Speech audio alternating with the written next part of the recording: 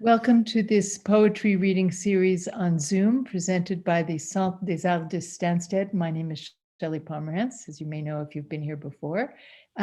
You may also know that we alternate events. We have poets who write in French and those who write in English alternating, and we have events usually every 2 weeks. So sometimes we cheat and have them every week. Today's event is in English and features the poets Susan Elmslie from Montreal and Spencer Everett, who's based in New York City. In just a minute, I'm going to explain how the event will unfold, what the rules and regulations are. There aren't very many, so don't worry. And I will give the poets a proper introduction, but first we're going to have a word from the person who founded this series and who programs our English language events, and that is Gabriel Safdie. And actually, I'm going to ask you all to close your mics and cameras now, if you don't mind. And at the end of that'll allow us to all focus on the poetry. And then at the end of the event, at the very end of the event, we'll open up our cameras and mics and we can have a nice social chat. So now I'm handing things over to Gabriel. Okay. It is my pleasure to welcome you to yet another event in the poetry series of Centre des Arts de Stanstead. We're a charitable organization based in Stanstead, the Eastern Townships of Quebec. Our mission is to bring culture and the arts to Stanstead, the townships, and beyond. The idea came to me to start the poetry series as a reaction to the shutdown and imposed cancellations of our live events owing to the pandemic. We are now happy to see that the poetry series has established itself successfully and has been gaining popularity, and we are keen to continue with this series once the public programming resumes, which we are hoping will happen in the spring. Please consult our website for information about the Centre's news and our upcoming events.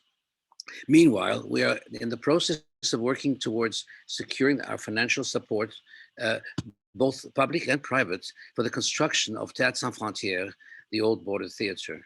As a charitable organization, we appeal to any of you to make your own contribution toward our objective to continue bringing you further programming and so to support our artists. I'm very happy to welcome Susan Elmslie and Spencer Everett, two really distinctive poets who I've become more familiar with Susan's work more recently, and she has been well recommended to me. And at the same time, I was very happy to discover the work, the depth of her work. And I think, it's been described as forthright and daring, fearfully, how can I say, a powerful lyricism, and the same, and you can see this in the Nadja poems, for example. Takes you very deep into her subject, and she takes you well beyond the actual subject itself.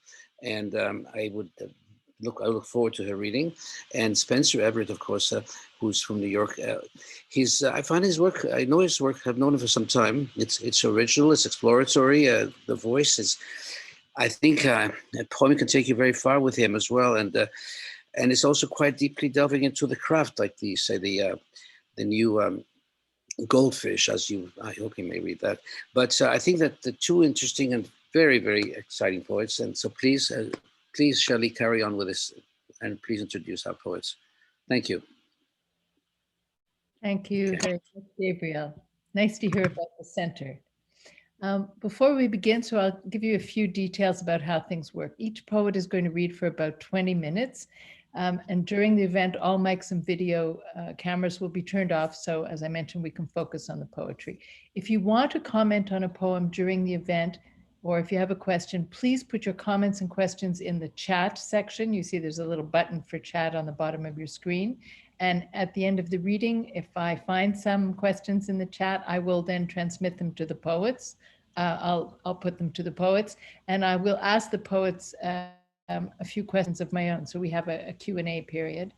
And sometimes what people do, which is very nice while they're listening to the poetry, they might quote little sections in the chat of a particular phrase that they liked. I've noticed our English audience does that a lot, and it's very, very, it's lovely. So when we get to the very end of the event, after I've thanked everybody, then we can all open our mics and cameras and do a little online socializing at the very end of the event. So now I'm going to introduce the two poets. Susan Elmslie, Museum of Kindness, was published by Brick Books in 2017 and was shortlisted for the A.M. Klein Poetry Prize and longlisted for the Pat Lowther Award. Her first collection, I, Nadja and Other Poems, also published by Brick, won the Klein Prize and was shortlisted for the McCausland First Book Prize, the Lowther, and a Relit Award. She won the ARC Poem of the Year contest, and her poems have also appeared in several journals and anthologies, including Alongside We Travel, Contemporary Poets on Autism, published by New York Quarterly Books in 2019. Also the Best Canadian Poetry in English, 2008 and 2015. The Best of the Best Canadian Poetry, 2017, as well as in a prize-winning chapbook, When Your Body Takes to Trembling, published by Cranberry Tree. A Hawthornden Poetry Fellow, she holds an MA in Canadian Literature from Western University and a PhD in English from McGill, and she teaches at Dawson College. Spencer Everett lives in New York City. He teaches writing and literature at Baruch College and Fordham College. His writing can be found in Bomb Magazine, Fence, Avidly, which is put up by the Los Angeles Review of Books, the Brooklyn Rail, and elsewhere. Spencer received a 2020 New York Foundation for the Arts grant in nonfiction literature. A full-length book of poetry, thick photography, will soon be available from Stale Objects Press. Susan's going to read for us first, followed by Spencer, and Spencer is going to accompany his work with visual images of the poetry. So now I pass things over to Susan Elmslie.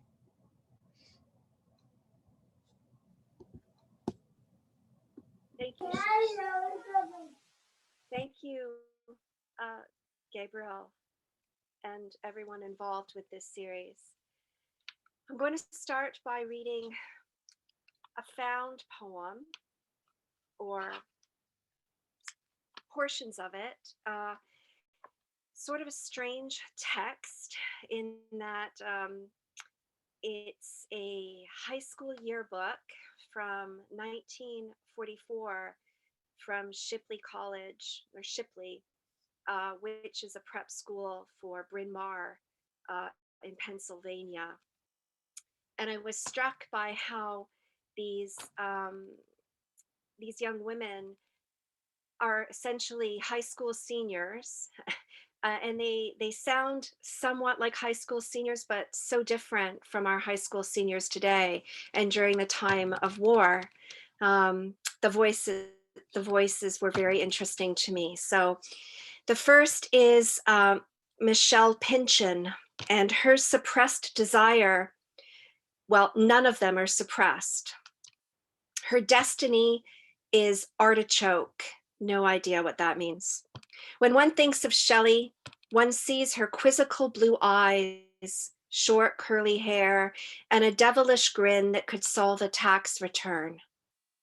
Ask the bowl of potato salad in the kitchen why it suddenly empties itself in the wee hours of the night, or why Shelly returns from a walk on a warm spring day with inner garments wet and tinted with pond scum.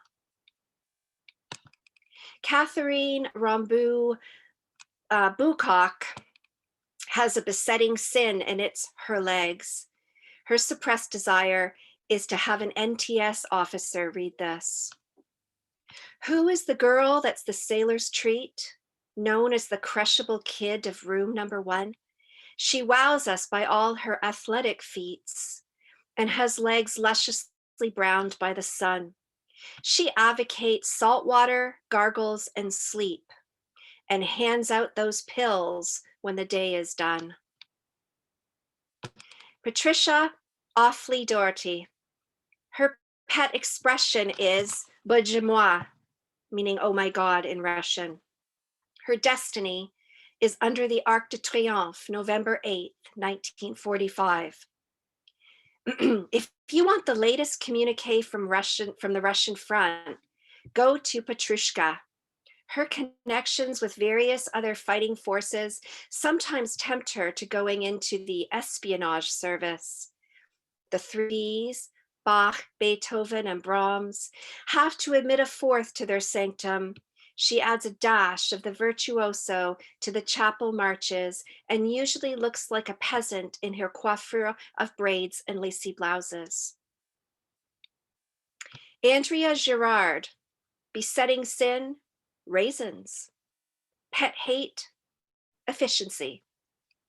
Her figure and her chapeau are the envy of us all. Whether Andy will end up by being Dean of Radcliffe in her beloved Boston or ambassadress to Chile, we hope that someday her daughter, a future Shipleyite, will be allowed the privilege of wearing lipstick to the Church of the Redeemer. That's it for the Shipleyites. But I was totally engrossed through the whole yearbook. All right, this poem is called Crossing Over, and it uses linked rhyme. If you can hear that as I read, that means the end of one line rhymes with the beginning of the next, sometimes loosely. Crossing over. I drove my 10-speed to the dingy salon, drawn by the sign, special, $10 perm. I wanted loose, moosed, wavy on the way to corkscrew. Body, movement, to be reborn. I'd torn out an ad for Tampax, blonde, tanned, wearing tennis whites, curls buoyant and backlit as she lunged close to the net. No sweat, eyes on the ball. The small room was faded pink, sink cracked. The hairdresser named Marlene or Noreen, I didn't catch it, spilled solution down my neck. Fumes stoned me, ruined my I'm on a seafood diet, I eat it t-shirt. There it is, hun, she said, squinting, holding the mirror, a black ringed halo behind my head. Only 13? Maureen probed. Rankled or pleased? In my palms, she planted rosary beads.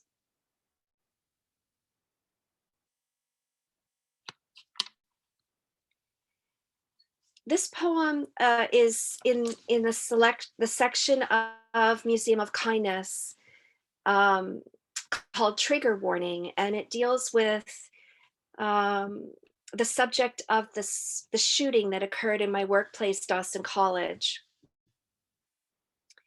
This poem is called Unteachable Moment, and it has an epigraph from the Fitzgerald translation of the Odyssey.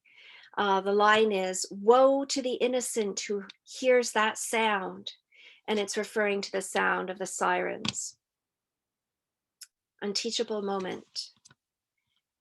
In lockdown, I'd been desperate to hear sirens.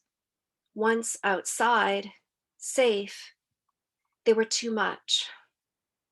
Paroxysmal, Dopplered, they blared past me, hurry, hurry, on the way to my daughter's daycare.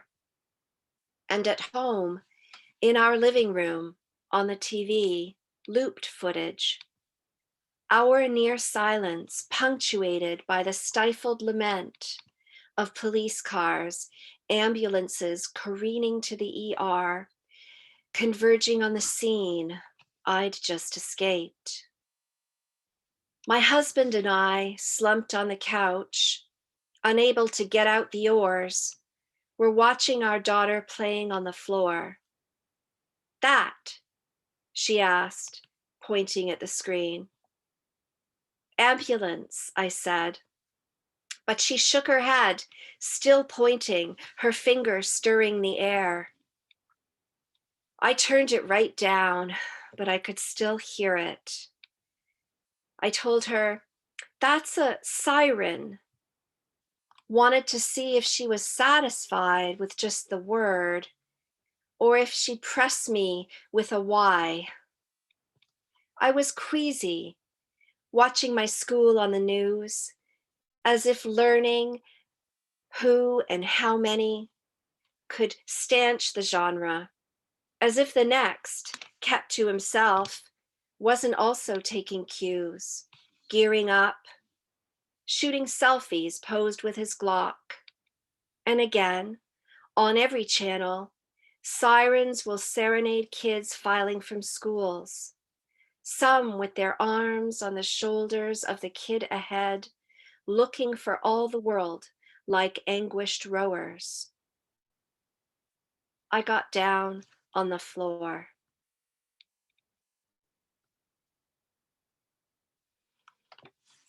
Conventions.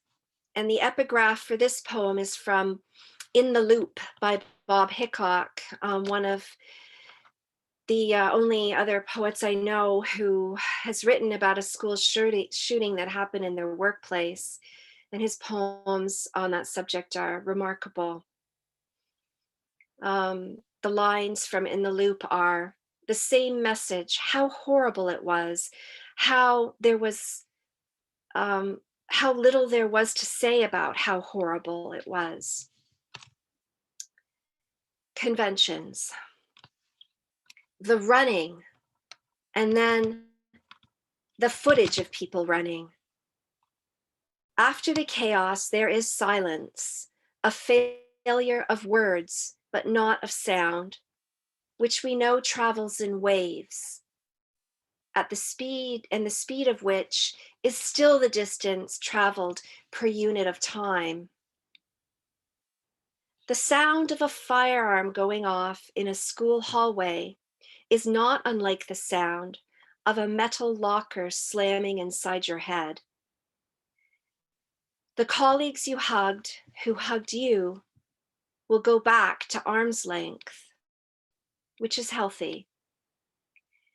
Maybe you will cry one night doing dishes, up to the elbow in thinning suds, combing for straggling flatware, which might suggest something poetic about the correspondence of the elements, or when you think about it, the extraordinary capacity of the workaday to anchor and unmoor us. This is another found poem. It's called Poems with Sorrow in the title. So it's kind of really a mixture of a found poem and a collage, because I gathered all these titles of poems that I could find that had sorrow in the title, and it was fun to put them into stanzas of 5 or 6. I guess they're all 6. Yeah, stanzas of 6 lines, little sestets, and to try to tell a story by grouping them. Poems with sorrow in the title. Upon a day, sorrow came into me. When my sorrow was born, infant sorrow. Sorrow is not my name. Sorrow, sorrow. Beauty and sorrow, sorrow and joy. The sorrow of love, the sorrow of true love. My sorrow, our sorrow. Kin to sorrow, the apprenticeship of sorrow, one or two things sacred to sorrow. A ramage for awakening sorrow. The sorrow bush, sorrow gondola number 2. Songs of sorrow, soliloquy during sorrow, the book of sorrow, sorrow song, in sorrow, sorrow home. Club sorrow, California sorrow. Here sorrow had no limit. Song against sorrow, can be no sorrow. Spring sorrow, sorrow in summer, sorrow in French, such sweet sorrow, sorrow untold, sorrow beyond sorrow. This is a new poem. I've probably been working on it for 40 years or so because it's about a phobia, but it just got down on paper or screen really recently. It's called Fear of Handyman, or Handyman, Fear of Handyman. And there's an epigraph that explains the etymology. Factotum, original origin mid-16th century, originally in the phrases dominum or magister factomum, translating roughly as master of everything, and Johannes factotum, John do-it-all or jack of all trades, from medieval Latin, fac, do, the imperative plus totem, do the whole thing. So, fear of handyman. Is there a name for fear of the handyman, the jack of all trades, Johannes factotum, odd job man, Mr. Fix-It, the super with his basement flat and windowless metal door, the school janitor emerging from his broom closet, squeegee in hand, stuffing a rag into his hip pocket. World of the simple, single naked bulb and shadow, task lighting, flashlight, ring of keys, the jangle, the tools, hammer, screwdriver, mallet, the plug of phlegm in my drain. Is the term drifter applied after the fact? Remember The Fugitive and the kidnapper of Elizabeth Smart? He worked for 1 day on the Smart's roof, raking leaves. And Billy Fife, the plumber, serial rapist, stabbed or bludgeoned at least 5 midlife women in their homes right here in Quebec. Does it help to know someone said he had a normal childhood? Even the James Taylor song, here is the main thing I want to say, I'm busy 24 hours a day, come, come, come, come, come, come, yeah, yeah, yeah. The hand-scrawled note with phone number folded and stuffed through my front door's slit.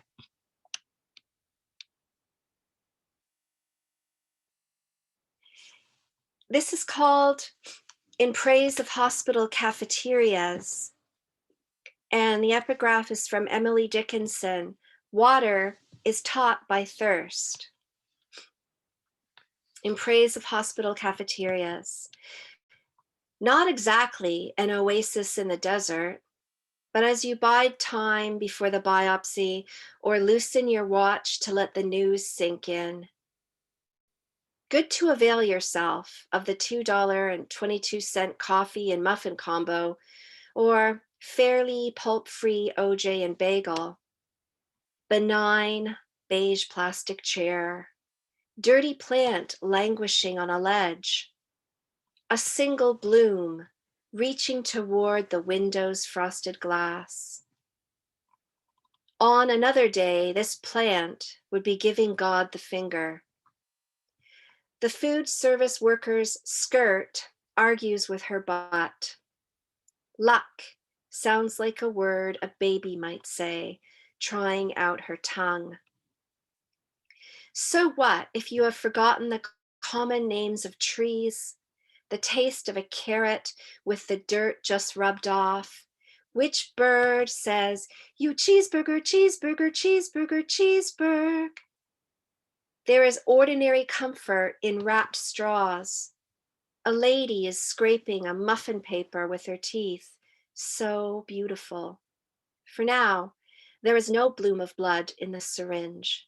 Magenta, a magician's scarf. Here you are, a hiatus before climbing an endless flight of unpainted stairs, or sitting at home, suffering the muzak of the incontinent faucet.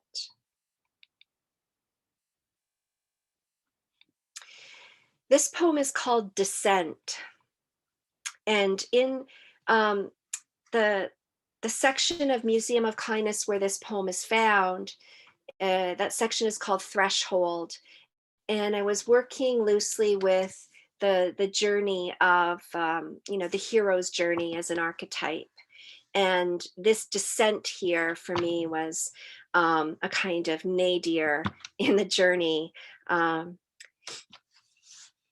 Descent. My baby was still nursing, and I'd lean over the bed steel rails to give him the breast. Let him twist his fingers in my hair until he slept, anchored by electrodes, gauze bonnet, fat snarl of wires twisting into a Bob the Builder backpack that housed the track-it box near the call switch. I could not leave the ward, though they urged me to. Go home, get a shower, change. At night, an infrared video camera captured our quiet ballet. I could not leave. On the third day, I was sent down to the basement, to the abandoned locker room, past the heavy steel door that would not quite close. I stood under exposed ducts, frazzled fluorescent tubes in a ship's bilge, whiff of mildew, occult drip. In the dim light, I found the one narrow shower stall, the slick edge of the torn plastic curtain pulled it back. No one to hear me. My baby lay in a bed flights up, electrodes pasted to his scalp, helmeted in gauze.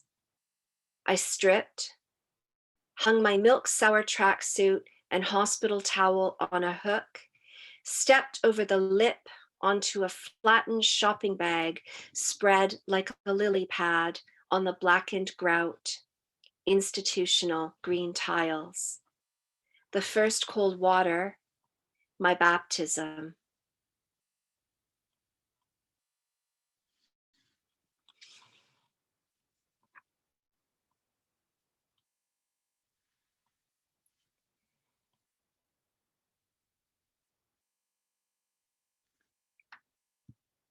This is a sonnet.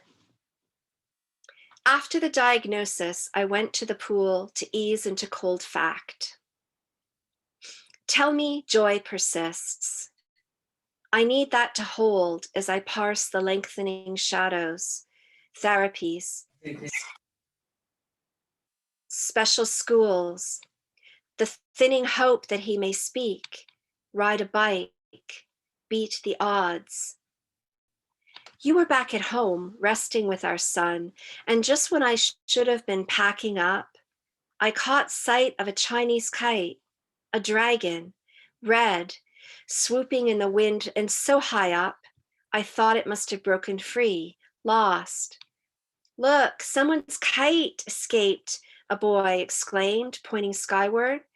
Then the kite danced, wind tossed, too high to think it held by any hand.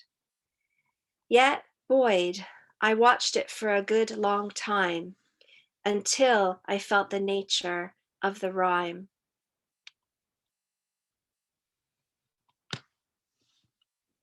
And this last poem is called Idle because it's soon to be spring here, or it is spring, idle. Fat flies play the didgeridoo at the kitchen windowsill. Sprinkler throws its drink in Lon's face for the 90th take. To each his own, says the squirrel. The sun has managed to dodge the clouds for the better part of the day. Two boys on the sidewalk practice whistling with the reeds of their fingers. One's an expert, The other hasn't quite caught on. Ring around the collar, under fine down on their tanned necks. Dirty fingernails are memento mori if anyone cares to look. I'd rather drag the hose a foot or two closer, hearkening to the rough green notes. Spring. One boy has eyelashes like a daisy folded in half. The other, freckles in his ears. Thank you very much. And now I turn it over to you, Spencer. All right, hi everybody. I will be reading my work, but I'm also going to be showing it to you visually. So let me get started.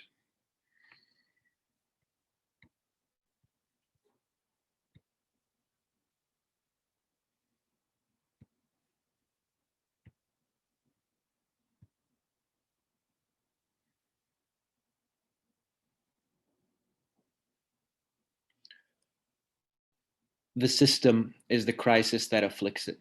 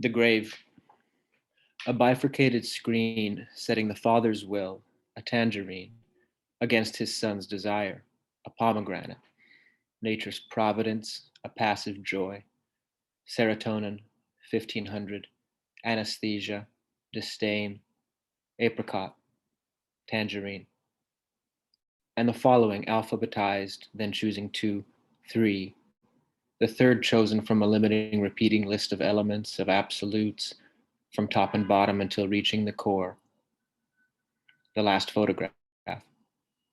Sickness, pain, disaster, disquiet, doubt, light, matter, stability, credit, obstruction, alliance, servitude, mercy, concord, attraction, litigation, providence, fear, sacrifice, prophecy, economy, fatality, blindness, abandonment, darkness, simplicity, position, mania, negligence, dispassion, cleared of outcome and character, poachers, poachers.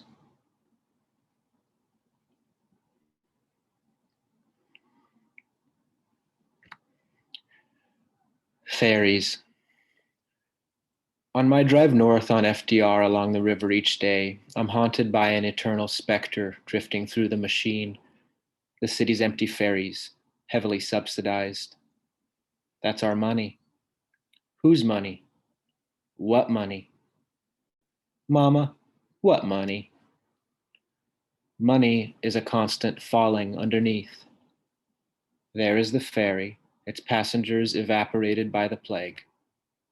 It continues down the river in the image of its identical brothers and sisters, their field a simple quadrangle, driving their mindless, oracular procession. Money turns any river into Lethe.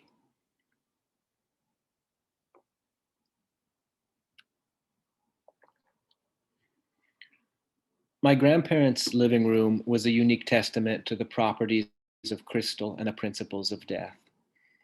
I remember a mirrored display case featuring small vials of holy water from Jerusalem, a large oil painting of trees hanging over a river, some fallen in, a silent record player, speckled ceiling, glittered silver, portentous psychic connection to the funeral home.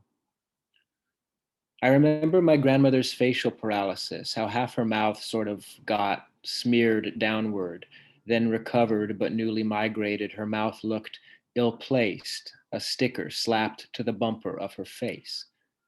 What smeared her? A gradual stroke? No. My mother told me it had to do with the way she slept with her fan. It blew her face into a new permanence my child self perceived as menace.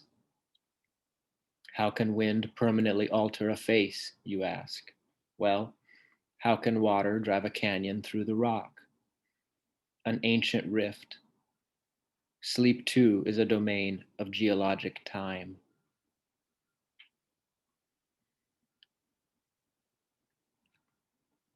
Presence demands absence. Remove yourself from walking down the stairs. We have disgraced the lake with mirrors as the lake disgraces mirrors. The grave stands in absolute stupidity, as though inside a Teflon suit against the complexities surrounding us. Mineral compounds, the tide, the mute congeries of electrical function and malfunction that is a breathing weather front, where reality will collapse into poetry and bloom into poetry, turgescent poetry. She is not arrogant. Her arrogance is a failed parody of arrogance. She is arrogant. Reading must approach telepathy.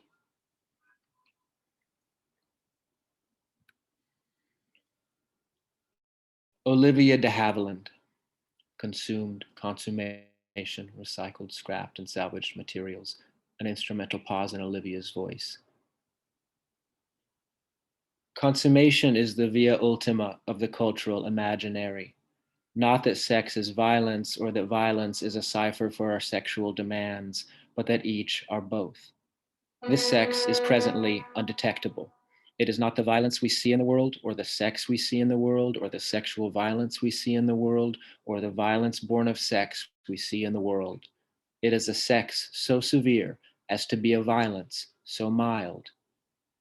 It intervenes upon us with the sharpness and precision of a scalpel, but is, on the contrary, soft, a certain slant of light made climax.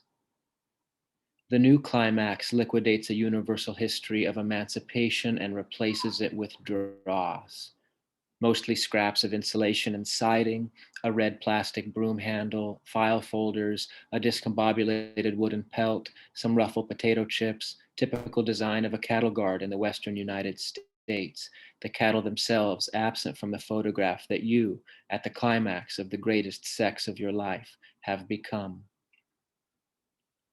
Is junk food ruining your body? A cathedral of junk. Anglo-American debt. Have you ever visited the Pullman Junk Castle, apotheosis of geocapitalist crime, locus of negative wealth?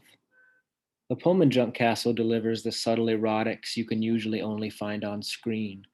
It is located in Pullman, Washington, along US 195, and is constructed completely of recycled, scrapped, and salvaged materials. Poetry is just the word we use for the worst poetry there is, before it becomes, through the excessive extension of its formal design, the best and only poetry possible. A slow scrolling video of Olivia de Havilland reading whatever repair manual is handed to her. The text being read as it is read is highlighted in various colors augmented to your preferences, sometimes by the sentence, sometimes by multiple sentences, sometimes fragments for emphasizing particular clauses and reflecting instrumental moments of pause in Olivia's voice. With this performance, we concede one base rationalization. We maintain her body's integrity and procure its health once it cannot reconcile itself. Olivia de Havilland is a sheath, a sheath dress, wedding dress, sheath underwear, sheath a sword, knife, sheath cleaning, dress pattern. In keeping with the polarities of our times, we are very fat or very skinny, a troop of catatonic wild horses. The excessive materiality extended through the knife dissolves the object and removes us from the scene. We, as a couple in the kitchen, are not to be read. We are to be smelled, fingered, miasmatically lengthened. Reading, as it was once called, is one projection of a psychological ideal never, even as ideal, made commonplace. Look at this face. It's Olivia de Havilland. Reading is the space we've made in place of saying that we miss things. Reading means we miss things. I miss things. I'm doubtful. I'm devastated. Don't remember. And biggest of all, I don't understand.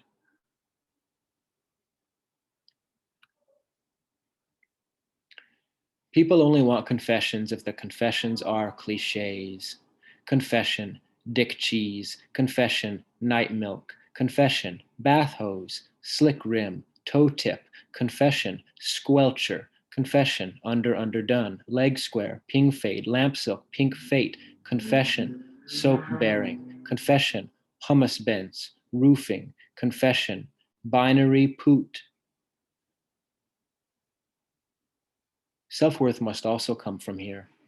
A peach tree, myeloma, the needle bounces and keeps, the most minor form to be seen with the naked eye. I read a little, close my eyes, go fishing with the eyelid words. You might be reward system or vice versa. You do the math. The foul smelling of understanding. Check. I am being killed by the state. I am the wrong person. Hello, it's the 21st century. If you're going to furnish your investment property with an alarm clock, it's got to have a USB port. Shawn Michaels, the Heartbreak Kid. Brett, the Hitman Heart. Is the foot inert and to covet necrophilic? The soul has no face. It is made to feel the numbness of living universally,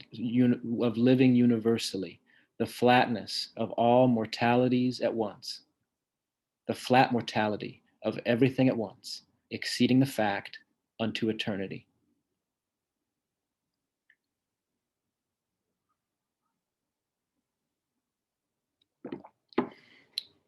M joint. The actual is voice, myth, material, a monistic universe in space, and matters of immediate personal salvation and freedom as freedom. It is mechanics, metallurgy, maternity, matricide, motherhood, mango. The actual is metastasized X. It is men. It is the virus. The virtual is ministry, history, memory, logic, mathematics, masochism. Masculinity, time. It is character and plot. It is sovereignty. It is consequence. It is voice. It is identity and pride. It is the transmission of the virus. The virtual is euphony, symmetry. The actual is cacophony, asymmetry. The virtual is cacophony, asymmetry. The actual is euphony, symmetry. The virtual is unity. The actual is unity. Actual and virtual are unified.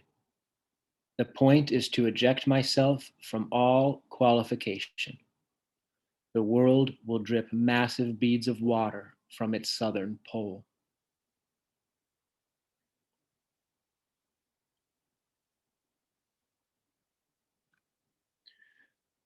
Malaysian Airlines Flight 370, Ukraine International Airlines Flight 752, absent aircraft, atomized aircraft.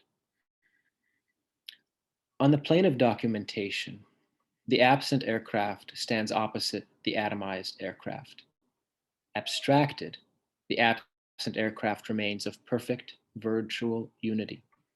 Atomized, the aircraft enters a system of infinite contingencies, an open case, forever unresolved, inconclusive, yet actual. The atomized aircraft takes soil samples, surveys the physical and economic qualities of any and all nearby buildings its impact has expanded to include, foregrounds the physical properties of its construction materials. The atomized plane is geography, geology, ecology, archaeology, synchronized to move at the speed of finance, a speed under which signification exceeds particularity, a speed carrying the virus of the intellect. In wreckage, we may understand that entropy, deterioration, deconstruction are not the end of order, but the beginning of an order more cosmic in scope and equitable in value. The aircraft does not explode so much as the aircraft's parts extend. Action, as the birth of knowledge, is exceedingly sophisticated while exceedingly base. Looking desperately between these extremes, we see an entropy only destruction. This is a mistake. A regression through particulars is never complete and can only end arbitrarily.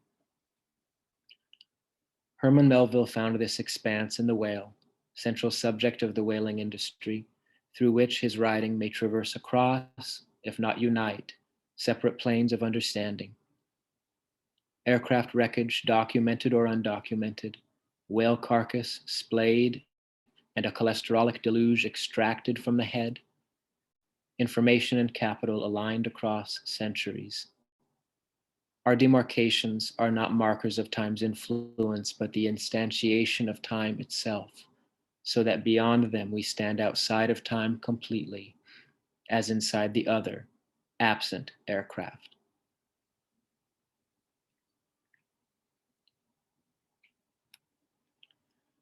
Statue of Liberty, solid copper.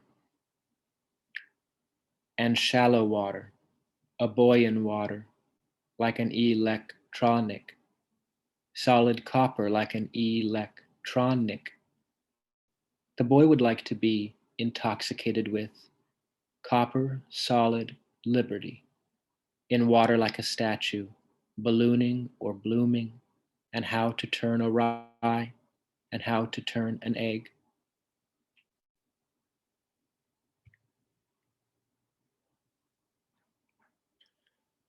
All attention paid is fetish. Literacy and sexuality will be liberated together. The longer you stare at a bead of purple semen on the wall, ink enriched, the more it seems to be finally on the move, yet the more it proves ultimately static. The phallus is a half-embodied tongue, eating with no taste, and ejaculation the handshake of the half-embodied tongue. Pure solipsism is not an intellectual response. It is giving oneself over as to a violent spore to one's own physiological fact as born upon the force of ejaculation. Beatitude means spasm of the soul. The heart doesn't beat, it thrusts. Knees make it real. Your foot is a rabbit to me.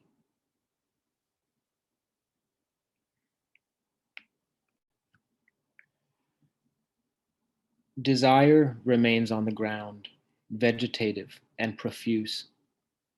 Desire is the path leading to the threshold of its negation. How, reaching land, can one refute water, having sailed for weeks to get here? How, having reached adulthood, could anyone reject a child? After desire, the pearl of desire. All pursuit is rapture, and pursuit keeps us afloat. To where would we sink, but toward a harmless vertigo of equal matter? Eros guides all forward motion, and in its blindness leads to the unreal cities of mind, where all truths are stratified, dissipating, their patterns fugitive upon the eye and archived into the soul with countless others, relatively meaningless and free. of the head that scatters pain. When I see Jean after being gone, I want to tear him apart, but then, unique to love, stuff the pieces inside me, let his rendered feet smother the chambers of my heart. Poetry is a circumscribed rendering of form from multiplicity, meant to conjure the formless surround and condemn the poem to mud, all to be found beneath the terrible arc of universal life.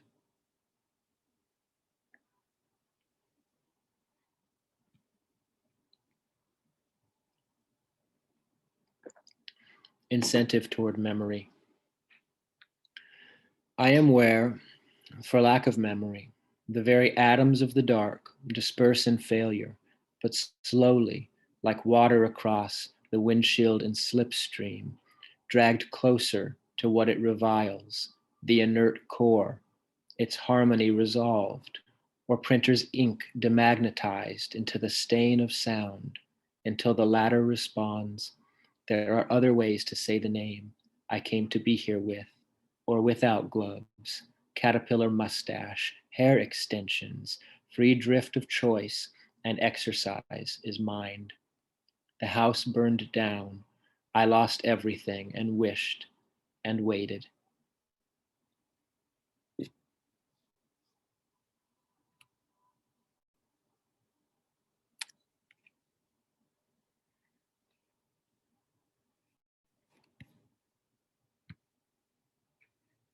Thank you.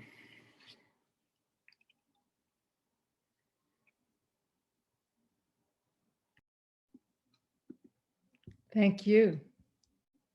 Thank both of you. I have a few questions, and if people have questions that they want to put in the chat, that would be fine too. But I'll go ahead with my questions since I haven't seen any in the chat yet from our audience. Spencer, in Olivia de Havilland, you say, you write, poetry is just the word we use for the worst poetry there is before it becomes, through the excessive extension of its formal design, the best and only poetry possible. Can you talk a little bit about that?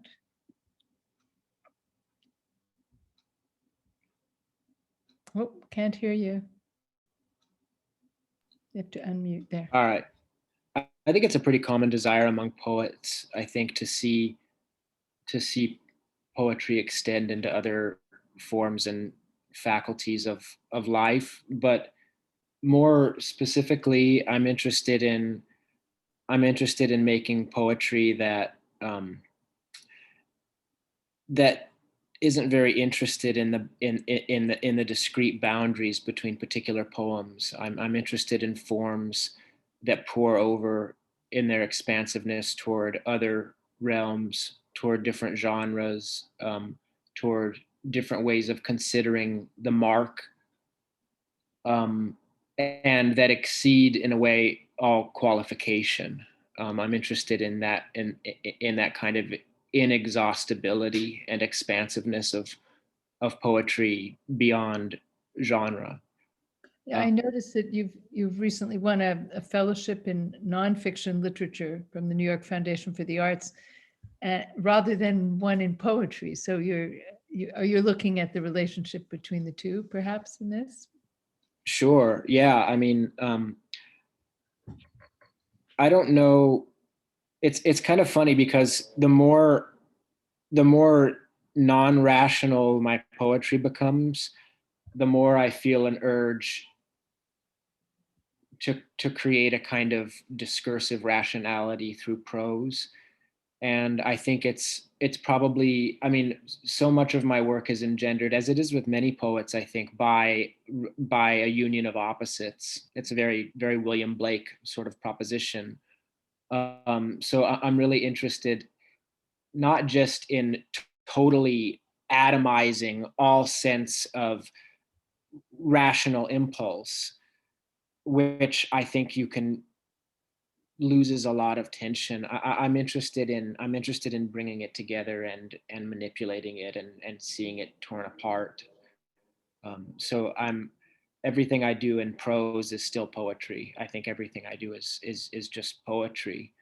Though I do like to take on the generic presumption of rational discourse, just as a trope, and proceed from there. So, Susan, do you have something you want to? Do you have a response to this, or something you might want to add? Oh, we need you to open your mic there. I'm just to that particular question. No, I don't think so. I'm not sure what I could add. Okay, you don't look at poetry and prose the same way, perhaps. Well, I really like the Howard Nemeroff poem because you asked about the line between prose and poetry. That mentions sparrows at the feeder and in a drizzle. And at the end of the poem, the analogy is made that,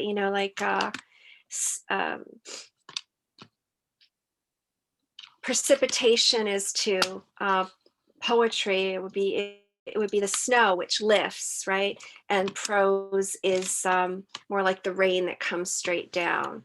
And I see that sort of, there's a point at which you cannot tell, and then instead of falling, they suddenly fell, or flew. They suddenly flew, right? And so the line is always blurry between poetry and prose, and I cross it myself in writing prose poems or in the found work that I tinker with. Mm-hmm.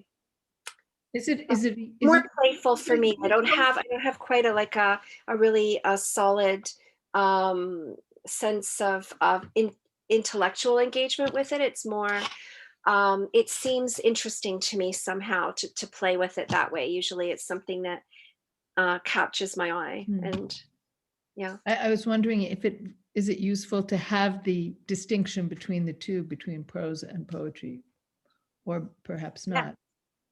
I mean, yes, but that for me, that blurs all the time. There's lyric novels, there's very prosaic poetry, right? It's a matter of framing quite often. And I do like genres that are blurred, and but I tend to write a bit all over the place with that kind of thing. Even doing things like more visual poetry or play poetry, which involves word searches and other stuff. So sort of the light and ephemeral to form poetry. So the whole range of it is interesting to me. I just want to let you both know that if you want to respond to something that the other person has said, feel free to jump in. Susan, I have a question for you about the very first poem you read, which you said was a found poem. Can you explain what that is, a found poem? Well, technically, it means something you found, published out there as some other kind of writing that wasn't intended to be poetry.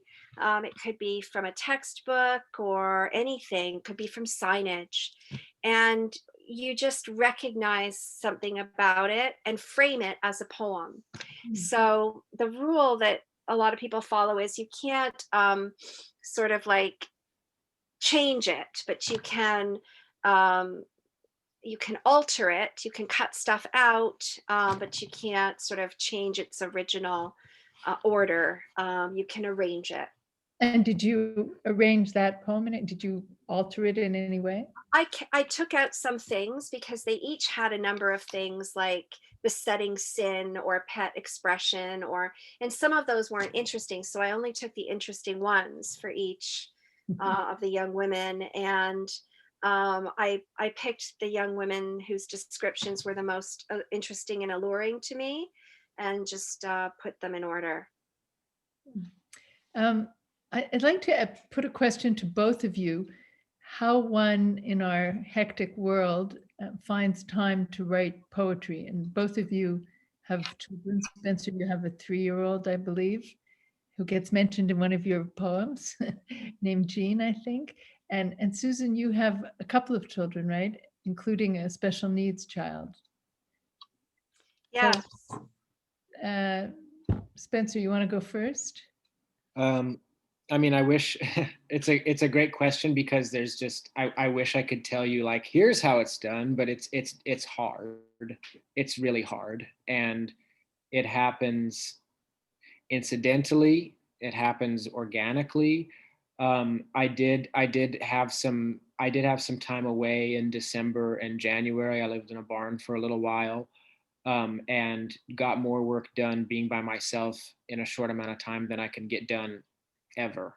So it helps when I did have that time, and I was privileged to have it. But I wrote most of the work in this manuscript, during the pandemic, and living with my partner and my son, without childcare. And where we were living, Carmel cleared out a space in the attic for each of us to work. She made a studio for us, and we would alternate days, and one of us would watch Gene through the morning, and when he woke up from his nap around 3, we would spend the rest of the day as a family together. But every other day we would basically work from 8:30 or so to about 3. And it's not as immersive and intensive as one might like, but it gets done. Things happen.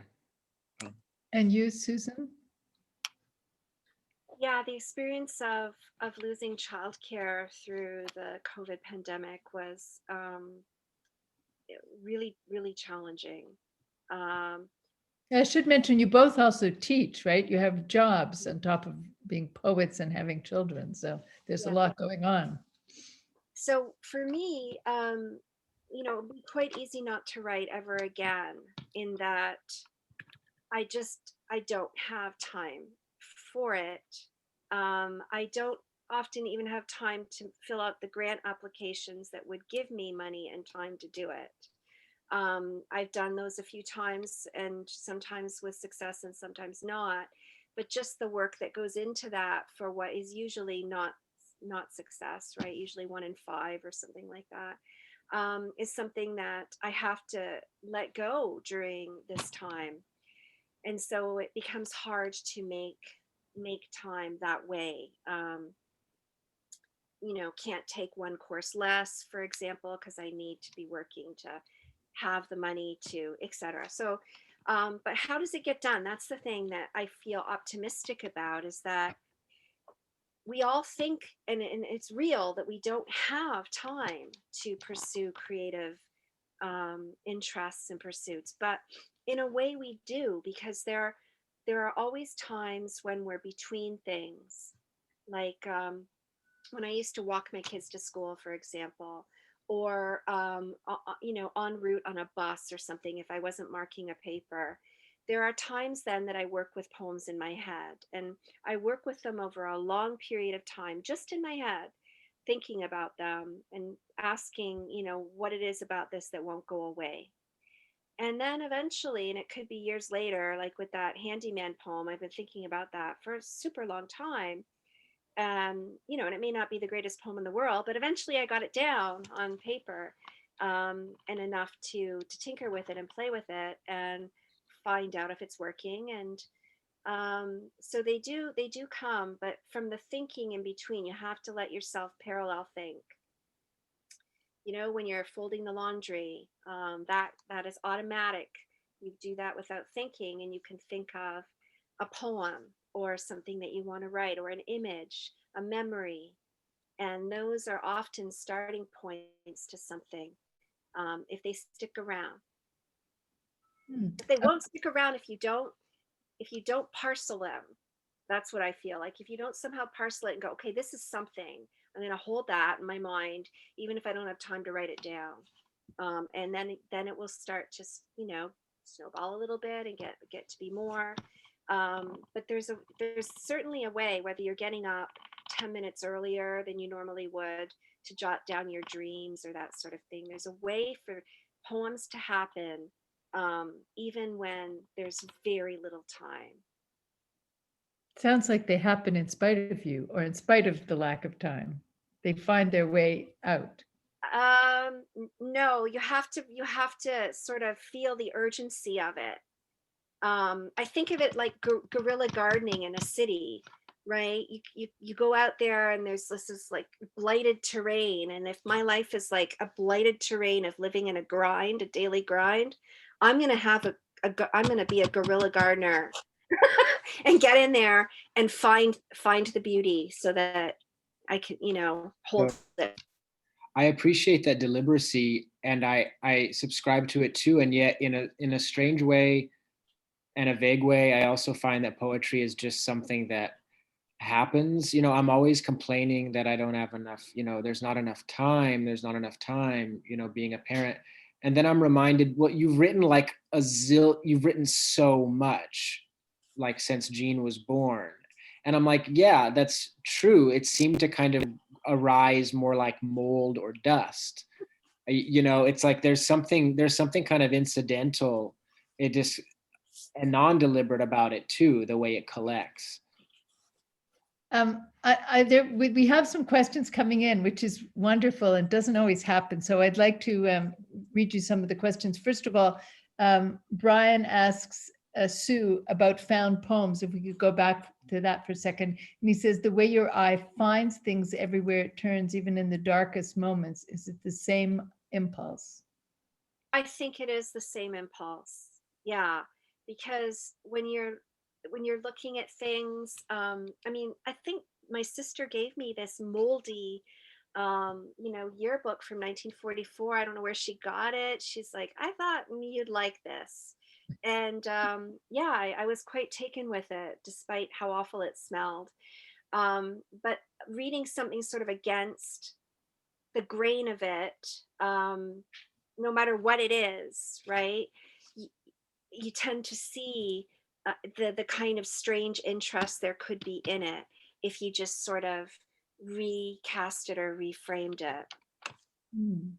And Michael, oh, sorry, go ahead. I was just going to say that is a parallel activity for me when I'm doing something like gardening or, work with hands. If a part of you is noticing the work that you're doing in a mindful way, while the other part is just doing it, like reptilian brain, then you start to really see what it is about the minutiae of our lives that is so precious and worth preserving. So yeah, I guess it's the same sort of approach or strategy with regard to the found poetry. It's always looking. It's like, rifling through stuff. I like to go thrift shopping and find junky pieces too. And it's to say that, recover things. Yeah. To be a good observer. Michael asks Spencer, do you ever fear that readers will simply not understand what you're saying, no matter the effort they exert to understand? Yes, that frustrates me a lot, but not because I think my work is difficult or hard to understand, but because I think in a way it's perfectly simple. I think I'm very much invested in like phenomenal confrontation. I don't believe that there's some kind of threshold of understanding after which you understood a piece of reading. I'm obsessed with the idea of what it means to read. And I'm interested in an expanded way of understanding the reading practice, something that is more open, something that is more equitable. And so, yes, it frustrates me all the time that, I take for granted that if I showed any random person my work, they'd be like, I don't understand this. But ideally, I would like the work to run in such excess of rhetorical posture, such absence, I guess, of rhetorical posturing, that they exist as an object of encounter. You wouldn't ask yourself if you understood a trash can on the street or a chair. So I'm really interested in the way objecthood is always sensible, and I think which can feel that way too. And this comes from Miranda. The painful alphabetized list that opens Spencer's reading has me thinking about how modes of organization can make us think and feel. Hard questions to address in this context, but I'm interested in how the poets think about the ways of organizing language you use in your poetry and how these might link for you to ways of thinking and feeling or moods.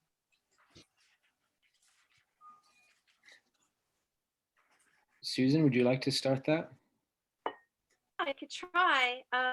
For me, so much gets discovered in writing a poem about the ways of organizing language, and in drafts, often I go for, like I think so many of us do, what are